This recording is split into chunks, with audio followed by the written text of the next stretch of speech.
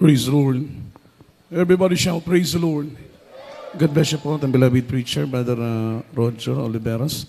Minamahal tayo po'y manalangin sa oras nito. Hallelujah. Taas po natin ating mga kamay, kahabagan tayo ng ating mahal na Panginoon. Let us pray. Dakilang Diyos, mapagpala naming Ama sa langit. Diyos na makapangyarihan sa lahat, Diyos na dakila, Diyos na buhay, Diyos na mapagpala, Diyos na mabuti, Diyos na banal, Diyos na dakila. Salamat, mahal na Panginoon, sa iyong gabay at patnubay sa aming pagkakatipon sa araw nito. Salamat sa iyong pagkilos ng mainam sa aming kalagitnaan. Damang-dama namin ang iyong presensya, damang-dama namin ang iyong pag-ibig. Ito pa'y patunay ng aming mga pagpupurit, pagsambay na kaabot sa iyong luklukan, mahal na Panginoon. At sa oras nito, sa aming pag-aaral ng mga banal mong salita, pagkain ng aming kaluluwa, buksan mo ang aming puso, ang aming pangunawa. Mayabang lingkod, tunisingan ng akin, wala po akong magagawa, mahal na Panginoon. Anoint the words, Lord, put thy words in my mouth. Leading prayer for beloved honorable pastor in the mighty name of Jesus. Sama-sama naming sinasaway, ginagapos ang lahat ng demonyong hadlang sa aming paikinig. Cast out right now and bind the power of darkness in the mighty name of Jesus. Amen and amen.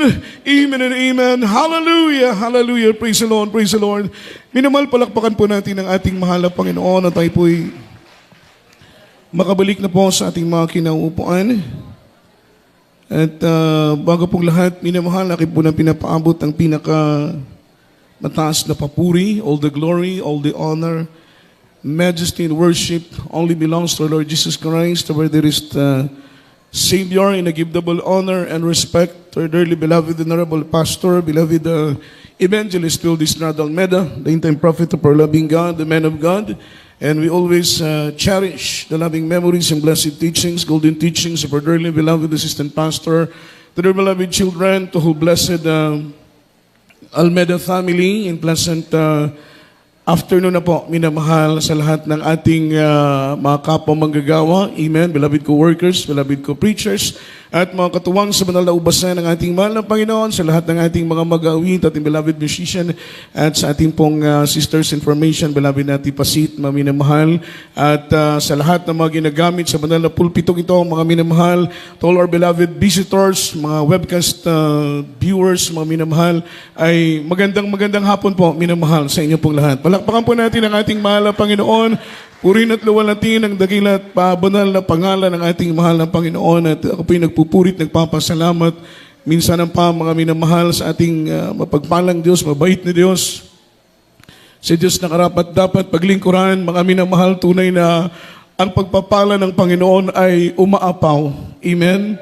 Kung bibilangin natin isa-isa sa mga daliri ng ating mga kamay, halos hindi na natin mabibilang yung blessing ng Diyos.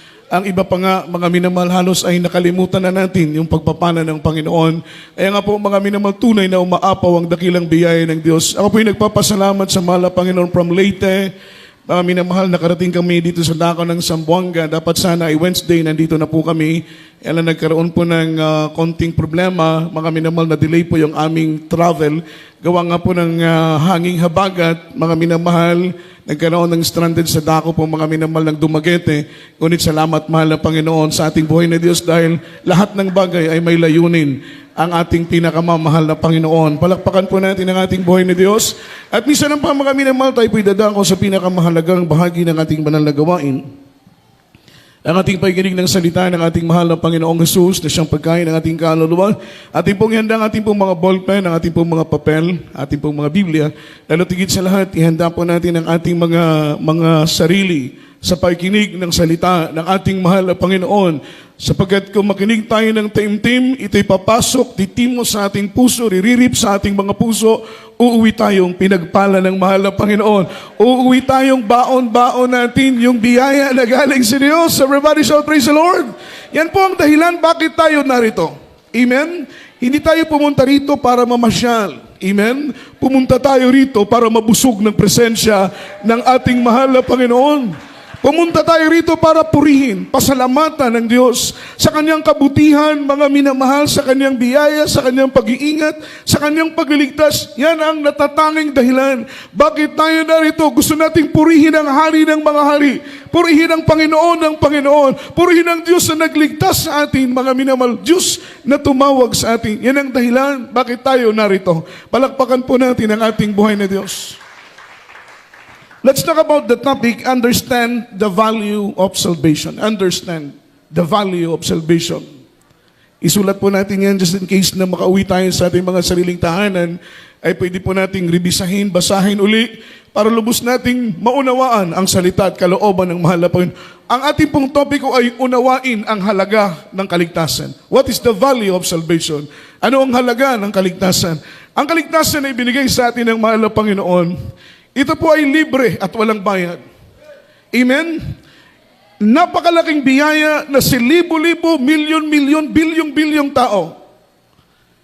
Isa ka na tinawag, isa ka na pinili ng ating mahal na Panginoon upang maglingkod sa Kanya.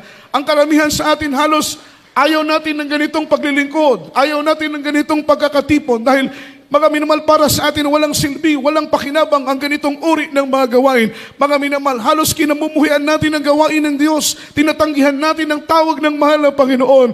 Ngunit nagulat ka isang araw, ang Diyos ang nagbukas ng isip mo, ang Diyos ang humipo ng puso mo. Nagulat ka, pumapalakpak ka na rin, nagpupuri ka na rin, umaawit ka na rin, nagpapasalamat ka na rin sa ating pinakamamahal na Panginoon. Ito po'y hindi gawa ng tao. Ito'y gawa ng Diyos. Diyos ang humipo sa puso mo. Diyos ang nagbukas ng isip mo upang matuto kang sumamba, matuto kang magpuri, matuto kang umawit sa ating pinakamamahal na Panginoon. At ngayon tayo po'y nagpapasalamat sa ating buhay na Diyos. Mga mangmang tayo dati-rati sa mga espiritual na mga bagay. Ngunit ang Diyos ang nagbigay sa atin ng unawa. Diyos ang nagbigay sa atin ng karunungan. Everybody shout, praise the Lord.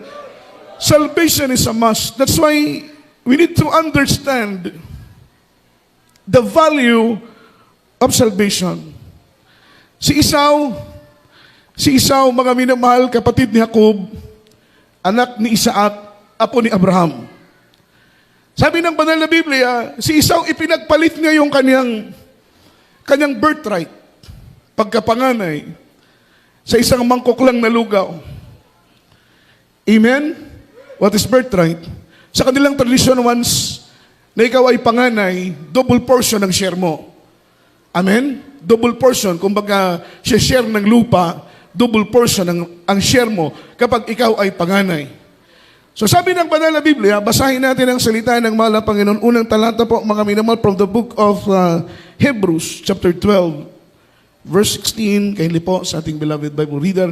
Pakibasa po natin ang talatang ito. Hebreo, kapitulo 12, versikulo 16. Amen. Praise the Lord.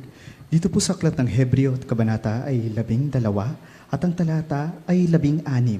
Baka magkaroon ng sino mang mapakiapid o mapaglapastangan gaya ni Esau na sa isang pinggang pagkain ay ipinagbili ang kanyang sariling pagkapanganay. Amen. Amen. Anong ginawa ni Esau, mga minamahal? Dahil lamang po sa isang mangkok na pagkain, ay ibinargin niya yung kanyang pagiging panganay, yung kanyang birthright. Everybody shout, praise the Lord. Samantala, kung iisipin natin, dapat siya ang babasbasan dahil kapag panganay ka, mga minamahal, ibibless ka ng kanilang tatay. Ang kanyang tatay si Isaac. Sa kanya dapat ang blessing ng birthright. Pero dahil, mga minamahal, kulang po siya ng kaalaman. Ito po yung mga minamahal, risky, masyado sa isang taong ignorante, inosente at walang alam. Madali tayong madaya. Tama po ba? Advantage yung nakapag-aral. Advantage yung mga minamahal nakapag-eskwela. Advantage po yung maraming alam. Everybody shout, praise the Lord. Ganon na rin po mga minamahal spiritually. Napakahalaga na meron tayong wisdom. Napakahalaga na meron tayong knowledge. Lalong-lalo na yung understanding deep in our heart. Napakahalaga ng kaalaman at pangunawang espiritual. Ang layunin nito upang hindi tayo madaya ng kaaway. Lalong-lalo na sa panahon natin ngayon na malapit nang dumating ang ating mahal na Panginoon. 24/7 na nagsusumikap sa Satanas na agawin ang ating mga kaluluwa at ibulit tayo sa init ng apoy ng impyerno. Dadayain tayo ng kaaway in many ways. Maraming paraan ang gagawin na kaaway upang madaya ka, malaglag ka, mawala ka sa kamay ng ating mahal na Panginoon. Ngunit magpasalamat tayo dahil mayroon tayong pastor na nanalangin araw at gabi. Mayroong mga manggagawang mga ngaral na umiiyak para sa atin. Imagine, mga minamahal, hindi biro ang pagiging manggagawa. Nananalangin kami para sa inyo, manalangin din kayo para sa amin. Amen? Isipin po ninyong mabuti, ang sarap pa ng tulog ninyo. Alas 3, alas 4 ng madaling araw, humihilig pa kayo, ang sarap ng tulog ninyo. Pero may mga tao na ng Diyos, may mga manggagawa ng bumabangon ng maaga, umiiyak sa mahal na Panginoon upang ingatan kayo, pagpalain kayo, patnubayan kayo ng ating pinakamamahal na Panginoong Hesus. Wala kaming sweldo, wala kaming bayad, ngunit nananalangin kami para sa inyo. Hindi namin kayo kamag-anak, hindi namin kayo kaano-ano, hindi namin kayo kadugo, ngunit sa puso namin, mga minamahal, nangungusap ang presensya ng Diyos na kailangan kayong ipanalangin upang lahat tayo maging handa sa araw ng pagdating ng ating mahal na Panginoon. Understand the value of salvation. Si Esau, dahil wala siyang alam regarding sa birthright. Samantalang si Isaac, kausap palagi siya ng kanyang beloved mother, ng kanyang nanay. Yung kanyang nanay may alam sa salita ng Diyos, ipinapaunawa ng kanyang ina kay Jacob yung value ng birthright. Kaya alam ni Jacob yung halaga ng birthright. Samantalang si Esau, abala sa pangangaso, walang oras para makinig, walang oras para magtanong, walang oras, mga minamahal, para umunawa ng salita ng Diyos. Kaya nung siya po ay dinaya ni Jacob, dahil unang panahon si Jacob ay mandaraya. Word na Jacob, it means cheater. Amen. Jacob, it means cheater. Yan po ay nakasulat sa mga minamahal Bible Dictionary. Yung salitang Jacob, pangalang Jacob ay cheater. Dinaya ni Jacob si Esau. Amen? But it is destiny. Yan ay mangyayari, yan ay magaganap dahil nakasulat po yun sa banal na Biblia. Because of lack of knowledge, lack of understanding, si Esau, kaya nung siya po ay galing sa bukid at bumaba, pagod siya at uhaw na uhaw. Gusto niyang kumain dahil siya'y gutom. Siya'y lumapit kay Jacob, samantalang si Jacob ay nagluluto, mga minamahal, ng mapulang lugaw.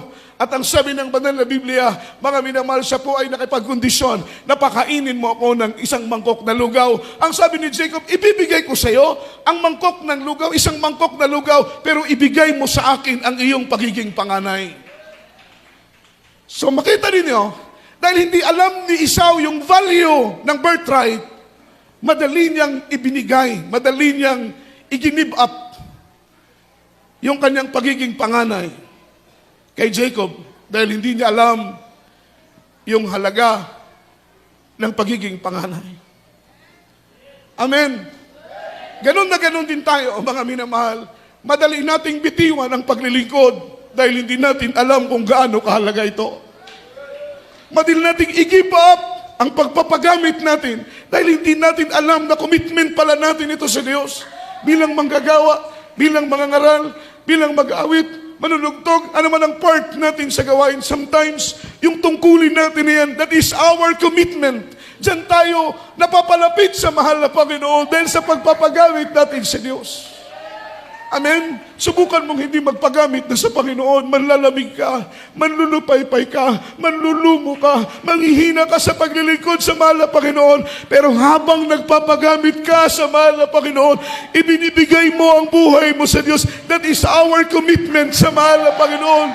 Nararamdaman mo, mga minamahal, yung kalakasan at kagalakan sa paglilingkod sa mahal na Panginoon. Bakit? Yung commitment natin sa Panginoon, iyan ang pagkain ng ating kaluluwa.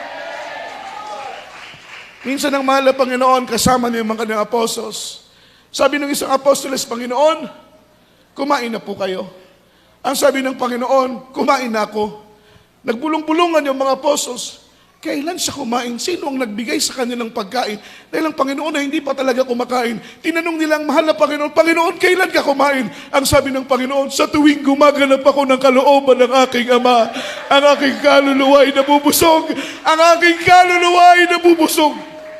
Ibig sabihin, yung kabusugan pala ng ating kaluluwa, yung pagsunod natin sa kalooban ng mahal na Panginoon.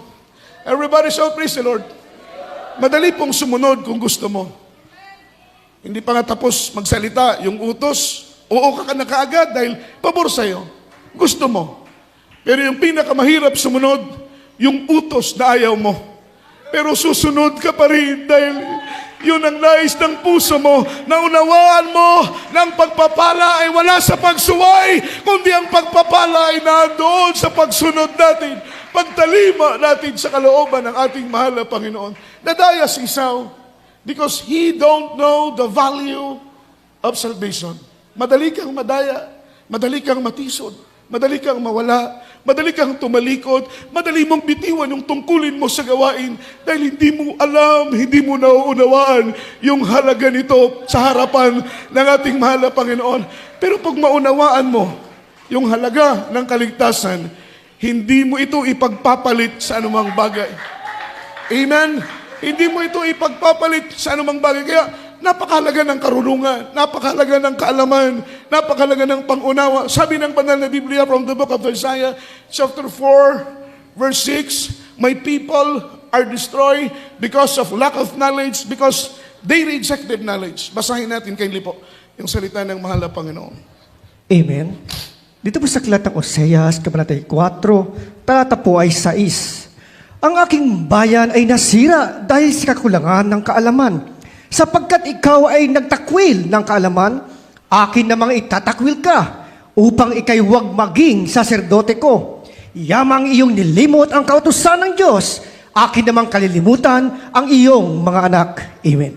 My people are destroyed because of lack of knowledge. Maraming mga tao ng Diyos ang nawasak, nahulog sa pagkawasak dahil kanilang itinakwil, rineject nila. Yung mga minamal karunungan, yung knowledge, kanilang rineject. Kapag hindi tayo makinig ng salita ng Diyos, that is kind of rejection sa salita ng mahal na Panginoon. Kapag hindi tayo magbasa ng Biblia, maaalala lang natin yung Biblia tuwing gawain. Amen? Amen? Pag walang gawain, hindi natin maalala ang Biblia. That is kind of rejection sa salita ng ating mahal na Panginoon. If you reject the good tidings, if you reject the gospel, if you reject the God's word, sabi ng banal na Biblia, i-reject mo ang salita ng mahal na Panginoon, you are fall into destruction. Mahulog ka. Sabi ng Biblia sa pagkawasak, kagaya ng sinabi ng Biblia, my people are destroyed because of lack of knowledge. So ibig sabihin tayo pong mga anak ng mahal na Panginoon, kailangan nating mga minamahal, mag-spend ng time, mag-spend ng oras, mag-spend ng panahon para ma-absorb natin yung salita ng Panginoon. Yung salita ng Diyos ay rumirip sa puso natin. Bakit mga minamahal? Ang salita ng Panginoon, ito yung ating kalasag laban sa anumang pana at temptasyon ng kaaway. Kapag wala ka, kulang ka ng salita ng ating mahal na Panginoon. Madali kang mahulog, mga minamahal, sa kamay ng Diyos. At ang sabi ng Biblia, it is a fearful thing to fall in the hands of the living God. Wala na pong ibang nakakatakot pa na bagay, kundi yung bagay na mahulog tayo sa kamay ng ating mahal na Panginoon. Everybody shout, praise the Lord. Everybody say amen. Sabi ng batas, ignorance of the law excuses no one. Kapag ignorante ka sa salita ng Diyos, ignorante ka sa batas, kapag nahuli ka ang kriminal, nahuli ka na nagkasala, hindi mo pwedeng i-alibay at sabihin mo doon sa pulis na, pasensya na sir, pasensya na kayo, wala akong alam. Ignorance of the law excuses no one. Ganon din sa batas ng ating mahal na Panginoon. Ganon din sa kautusan ng ating buhay na Diyos. Amen? Pagdating ng judgment, hahatulan tayo ayon sa ating mga gawa. Mapalad yung nakakaunawa, mapalad yung may alam sa salita ng Panginoon, sapagkat sa bawat hakbang ng iyong paa, kalooban ng Diyos ang iyong sinusunod. Hindi ang kalooban mo. Amen? We are not in our own. We are bought with a price. Hindi na ikaw, hindi na ako ang nagmamay-ari sa sarili ko. Hindi na ikaw ang nagmamay-ari sa sarili mo. Isinuko mo ang buhay mo sa Diyos. Ibig sabihin, hindi na ikaw ang nagmamay-ari sa buhay mo. Kami, mga manggagawa, isinuko namin ang buhay namin sa mahal na Panginoon. Hindi na kami ang nagmamay-ari ng aming mga sarili. We are bought with a price. Binili na kami ng mahal na Panginoon. Tayong lahat dito ay binili na ng Diyos. Mga minamahal, hindi sa magitan ng ginto, hindi sa magitan ng kayamanan, hindi sa magitan ng mga bagay na nasisira. Tayo po'y tinubos ng mahal na Panginoon sa magitan ng kanyang pagpapadanak, ng kanyang banal na dugo doon sa krus na Kalbaryo. He was died and crucified in the cross of Calvary dahil sa kanyang pag-ibig sa iyo. Sa kanyang labis na pag-ibig, hindi masukat na pag-ibig ng mahal na Panginoon, kaya't siya'y namatay doon sa cross ng Kalbaryo. Ang nais ng mahal na Panginoon, yung kaligtasan na yan na binigay niya sa iyo, sa akin, sa ating lahat, ay pahalagahan natin ng lubos. Pahalagahan natin ng higit pa sa pagpapahalaga natin sa mga bagay na material. Pahalagahan natin yung kaligtasan na ibinigay sa atin ng mahal na Panginoon, higit pa sa pagpapahalaga natin mga minamahal sa ating mga sarili. Bakit ang kaligtasan na yan ay pinaghirapan ng Diyos? Hindi mo tinanggap ang mahal na Panginoon. Ang kaligtasan na inihanda ng Panginoon para sa iyo, nang ganun lang kadali. Namatay ang mahal na Panginoon sa krus ng Kalbaryo. Kung ipipicture out mo yung sacrifice, yung suffering, yung hirap, yung agony ng Diyos doon sa krus ng Kalbaryo, masasabi mong hindi biro ang ginawa ng Panginoon para sa akin. Yun ang nais ng Diyos, maunawaan natin na hindi biro ang sakripisyo ng Panginoon doon sa krus ng Kalbaryo para makasumpong ka ng kaligtasan. Palakpakan natin ang mahal na Panginoon. So yung kanyang part regarding sa salvation ng bawat isa sa atin, ay ginawa na ng Diyos yung kanyang papel. Ginawa na ng Diyos yung kanyang part. Ngayon naman, ikaw naman ang magtatrabaho para sa iyong sariling kaligtasan. Bakit?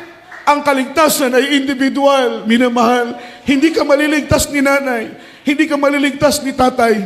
Hindi ka maliligtas ng iyong anak. Sabihin mo full-time ang iyong anak, maliligtas ka na. No, individual ang kaligtasan. Ito po'y nakabatay sa bawat sarili nating pagsusumikap at pagsunod sa kalooban ng ating mahal na Panginoon. Kahit ang mga beloved children, kinakausap ng mahal na pastor, na maglingkod kayo ng mainam, maglingkod kayo ng taimtim, sapagkat hindi ko kayo maliligtas. Ang kaligtasan ay nakaatang sa ating sariling paggawa, nakaatang sa ating sariling pagsusumikap. Kaya kung magsusumikap ka, maliligtas ka, mga minamahal, maliligtas ang iyong mga mahal sa buhay, maliligtas ang mga taong gaganap sa kalooban ng ating mahal na Panginoon. Palakpakan natin ang ating buhay na Diyos.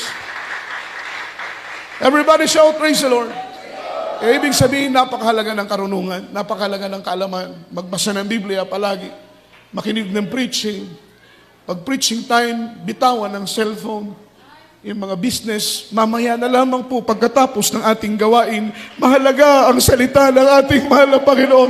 Kung tayo lalago, dumating man ang pagsubok, dumating man ang problema, dumating man ang kahirapan, dumating man ang bagyo, dumating man ang unos, mananatili kang nakatayong matatag, pagkat ang pundasyon mo ay ang pangako ng Diyos, ang salita ng mahal na Panginoon. Magkaiba si Esau kay Moses. Si Moses, grabe yung offer sa kanya ng mundo. Sometimes ganun tayo. Malaki ang offer ng mundo. Kaya ba nating i-give up yung offer ng mundo at piliin natin ang mahal na Panginoon? Si Moses, napakalaki ng offer sa kanya. Amen? Pero sabi ng Biblia, Moses refused that offer. Tinanggihan ni Moses yung offer sa kanya. Imagine, siya yung magiging next pharaoh ng Egypt. Dahil siya po'y anak ng anak na babae ni Paraon. May anak na babae si Paraon. In their kingdom, hindi pwedeng maging hari, maging leader ang isang babae. At hindi siya pwedeng maging leader, yung anak ni Paraon. Pero si Moses, ang kanyang adopted child, ay pwedeng posibilidad na maging next pharaoh of Egypt. Pero sabi ng Biblia, Moses rejected that kind of offer. Tinanggihan ni Moses. Everybody shout, praise the Lord. Yung offer na yun. At that time, mga minamahal, yung kingdom ng Egypt, the most wealthiest kingdom in their time. Yung Egypt, pinakamayaman na kingdom. At kapag ikaw ay maging pharaoh, sa kanilang panahon, parang Diyos ka na rin. Sasambahin ka nila. Ibibigay sa iyo lahat, pagkain, inumin, damit, lahat ng iyong needs, ibibigay. Dahil hari ka. Maraming mga kabataan sa kanilang panahon ang nangangarap, mga minamahal, na maging Pharaoh sa kanilang kingdom. Pero si Moses, ang sabi ng banal na Biblia, mga minamahal, Moses refused to be the son of Pharaoh's daughter. Tinanggihan niya po, mga minamahal. Basahin natin ang talatang ito from the book of Hebrews chapter 11 verse 24 up to verse 26. Amen. Dito po sa aklat ng Hebreo at Kabanata ay 11 at ang talata ay 24 hanggang 26. Sa pananampalataya, nang lumaki na si Moises, ay tumanggi siyang tawaging anak ng anak na babae ni Faraon. Napinili pa ang siya'y tampalasanin na kasama ng bayan ng Diyos kaysa magtamo ng nagsisikupas na kaligayahan sa pagkakasala. Nang inaring malaking kayamanan ang kadustaan ni Kristo kaysa sa mga kayamanan ng Ehipto, sapagkat ang kanyang tinititigan ay ang gantimpalang kabayaran. Amen. Everybody shall praise the Lord. Si Moses, hindi siya ambisyosong tao. He's spiritual. Spiritual po siyang tao ng Panginoon. Nakafocus siya not in temporal riches. Siya ay nakafocus doon sa eternal riches na pangako ng ating mahal na Panginoon. Kaya sabi ng Biblia, Moses refused to be the son of Pharaoh's daughter.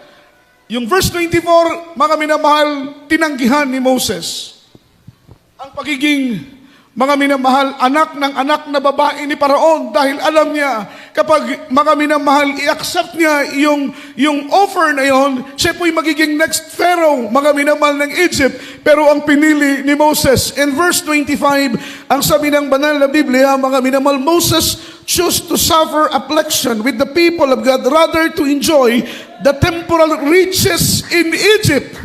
Mas pinili ni Moses ang makasama ang tao ng Diyos, yung mga tao ng Panginoon. Yung mga worldly people, mga tao ng makasanlibutan, hindi yan mga tao ng Diyos.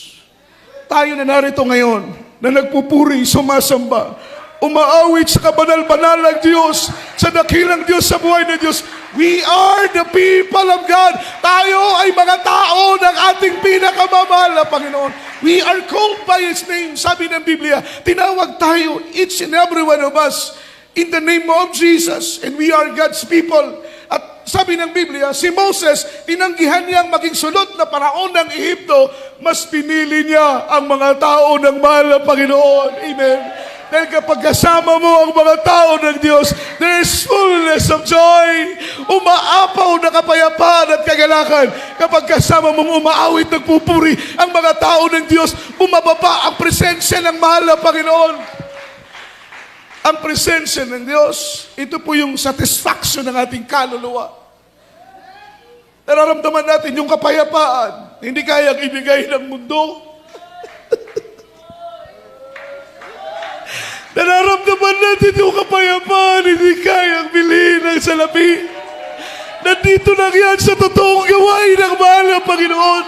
At minsan kahit pagod tayo, kahit kulang ng pinansyal, kahit nasa trials, dumadalo tayo sa gawain ng mahal na Panginoon. Minsan walang pamasahe, kinakausap ang doktor, ang konduktor, mga minamalang driver ng sasakyan para makadalo lang sa gawain ng mahal na Panginoon. Kahit napakalayo, naglalakad tayo, mga minamahal, para makadalo sa gawain ng Diyos.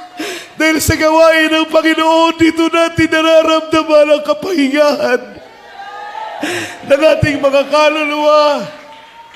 Pagod tayo sa araw-araw na trabaho, araw-araw na negosyo. Meron tayong sariling problema sa ating mga tahanan. Pero kapag dumadalo tayo sa gawain ng Panginoon at nagpupuri tayo ng maayos, nararamdaman natin yung presensya ng mahal na Panginoon, yung mabibigat na bagay na nakapasan sa ating balikat.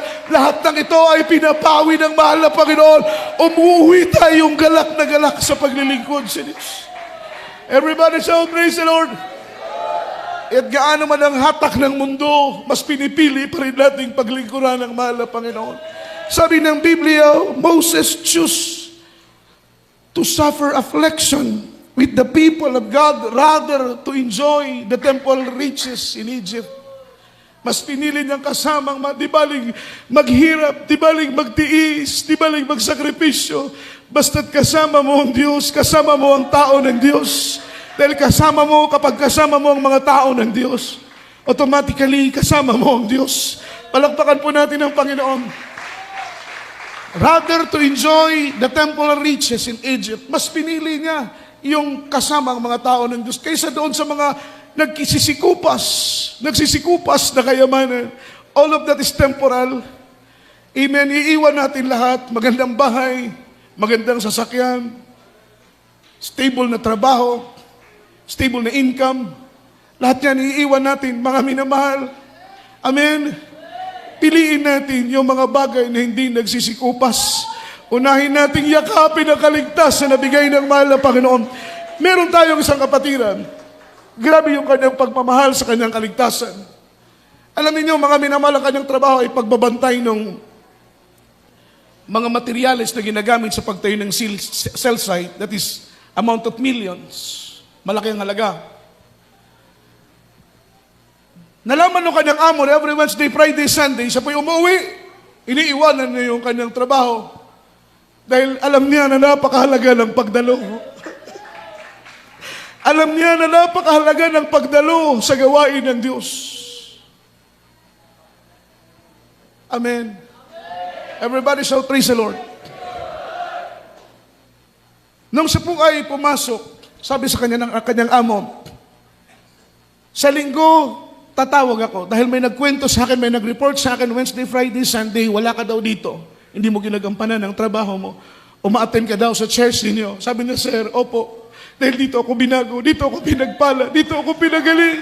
Ang buhay ko ay inayos ng Diyos sa gawain ito. Wala akong may gaganti sa gawain. Hindi maunawaan ng kanyang amo. Sabi ng kanyang amo, sige, pagdating ng linggo, tatawag ako. Pag hindi ikaw ang sumagot, mag-ipon-ipon ka na ng gamit mo at umalis ka na rito. Kunin mo yung sweldo mo.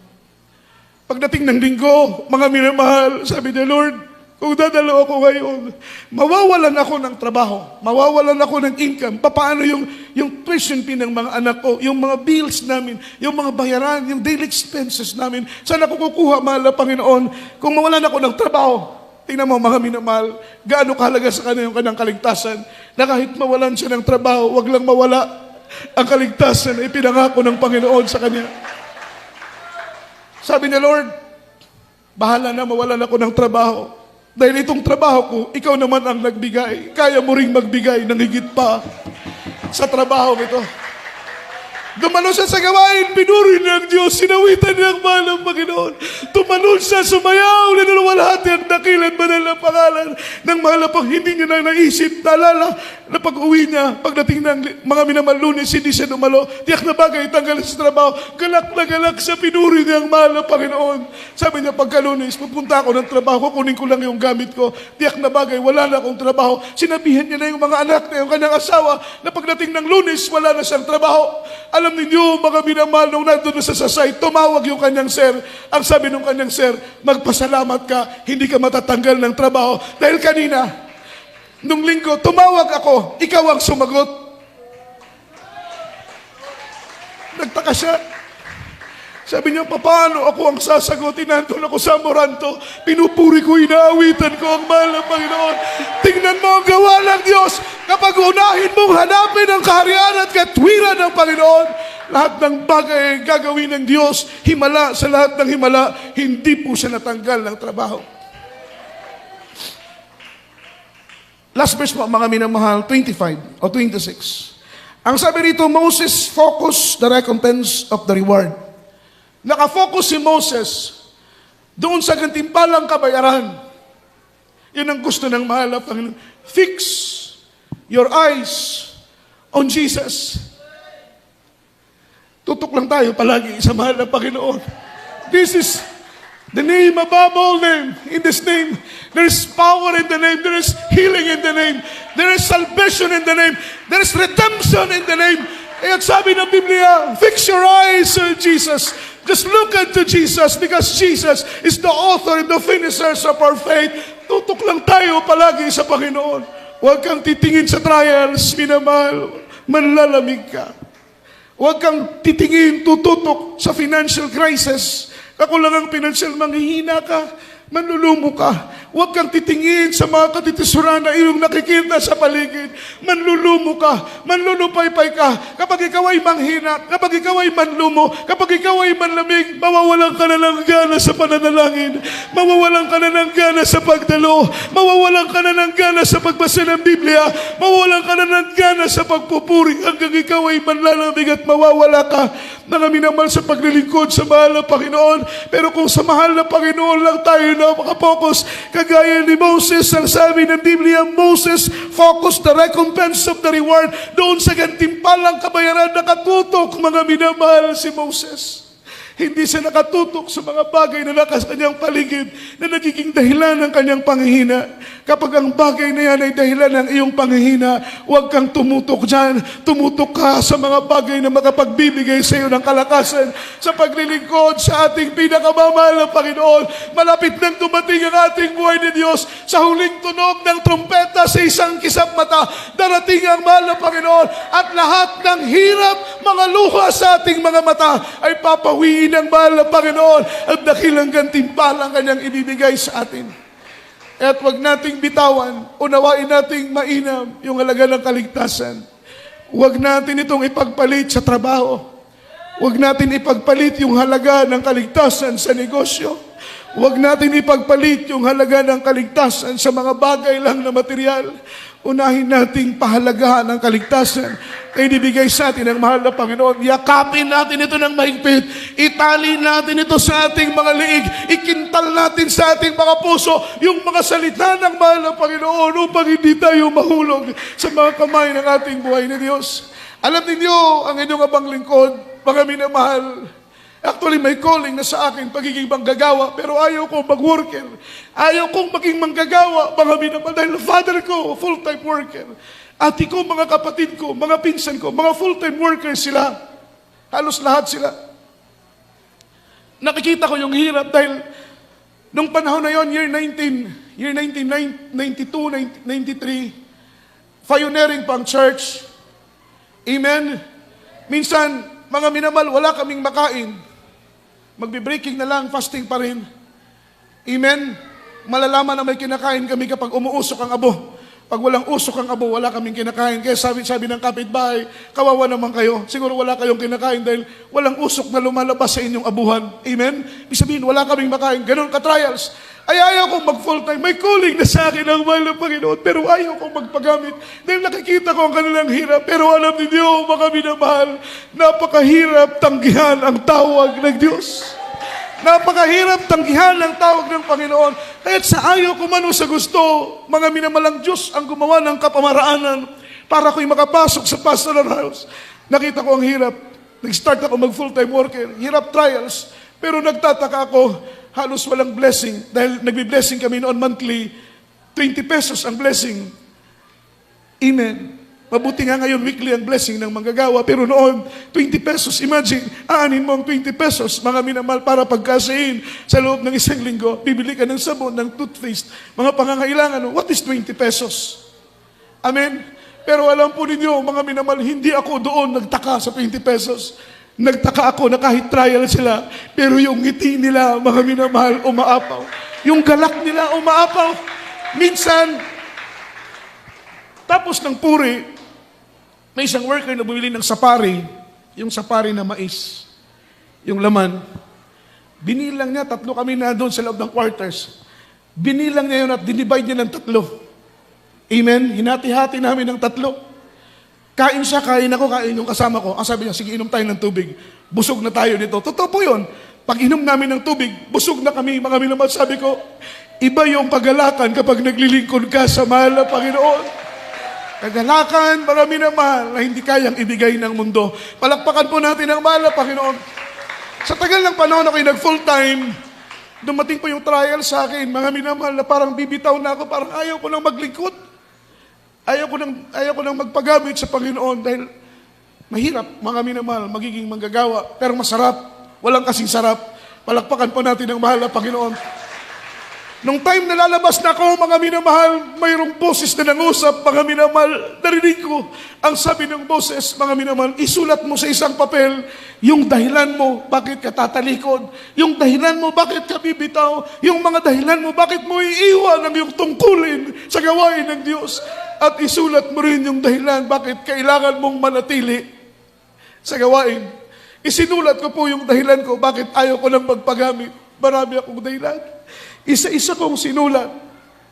Mga minamahal, umabot ng 5, umabot ng 6. Yung nasulat kong mga dahilan. Pagkatapos isinulat ko rin yung dahilan, bakit kailangan kong manatili. Isinulat ko doon, ang Diyos ay mabuti. Ang Diyos ay mabait. Ang Diyos ay mapagpala. Ang Diyos ay nag-iingat. Napakarami kong naisulat na dahilan para manatili sa paglilingkod sa ating mahal na Panginoon. Kahit kayo po, mga minamahal, isipin yung mabuti, mga minamahal, na napakaraming dahilan para manatili tayo sa paglilingkod natin sa ating buhay ng Diyos. Huwag natin ipagpalit ang kaligtasan na binigay sa atin ng Panginoon sa mga material lamang na nagsisikupas. Gayahin natin si Moses. Mas pinili niyang mag-enjoy kasama ang mga anak ng Diyos, kasama ang mga tao ng Diyos. Awitan natin ang mahal na Panginoon sa oras nito. Itaas natin ang pangalan ng Diyos, mga minamahal. Hindi kita ipagpapalit.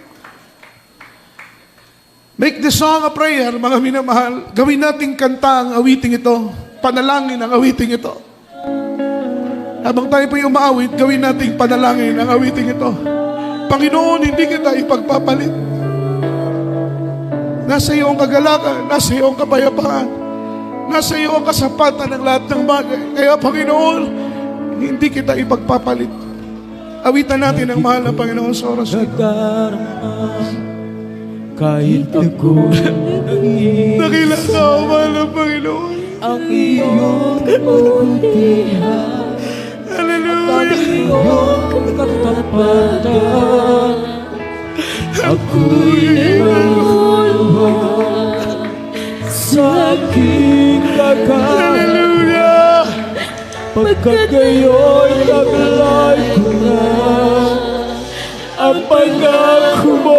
Salamat, Lord. Buhay na walang hanggan. Di kita ipagpapalit. Oh, Lord. Oh, Panginoon, bilangin ko'y huwag na magbago. Ang pagsunod ko sa'yo, di kita ipagpapalit. Oh, Panginoon, hanggat nagkiyayong katapatan sa habang Hallelujah. sa buhay ko'y kayo na, kahit na may pagsubok pa, ang panalangin ko sa'yo, kailanman di magbabago. Ako'y naluluwa sa aking kagalakan. Pagkat kayo'y ay ko na ang pangako mo.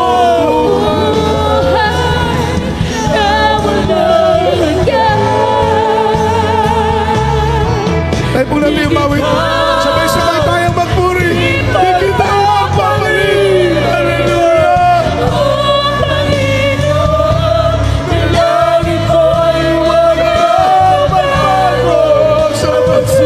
Shout hallelujah. Shout hallelujah.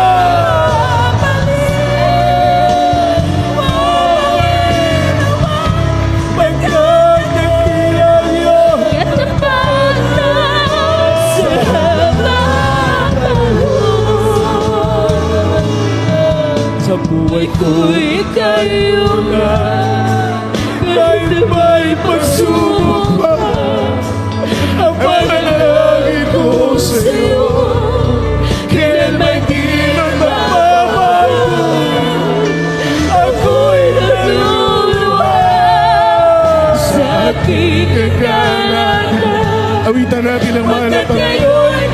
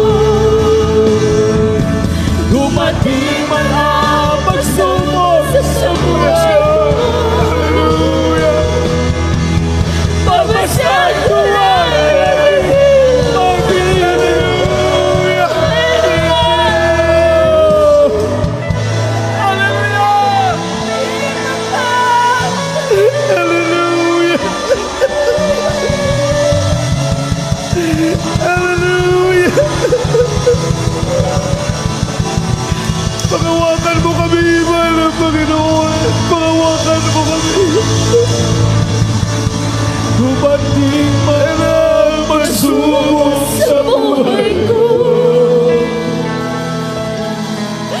Pagmasdan ko lagi pangako.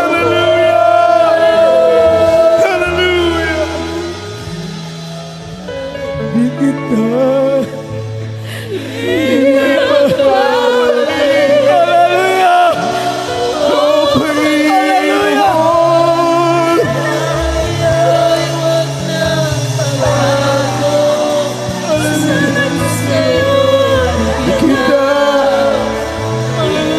Awitan ka, Lord. We worship thy name, there is Jesus. We exalt thy name, O God. Hallelujah. We give glory to thy name, there is Jesus. We give praises to thy name, O Lord. You're worthy, there is Jesus. Hallelujah. Di kita ipagpapalit. O Panginoon, dalangin ko'y huwag na magbago. Masunod na sa'yo, di kita ipagpapalit. O Panginoon, ikaw ay ilayo sa habang sa habang panahon, Yes, Lord. sa habang panahon. Purihin ka, mahal na Panginoon. Purihin ka, Diyos. Hallelujah. Palakpakan natin ang mahal na Panginoon. Malakas na palakpak ang ibigay natin sa ating buhay na Diyos. Thank you, Jesus. Salamat sa iyong presensya, mahal na Panginoon.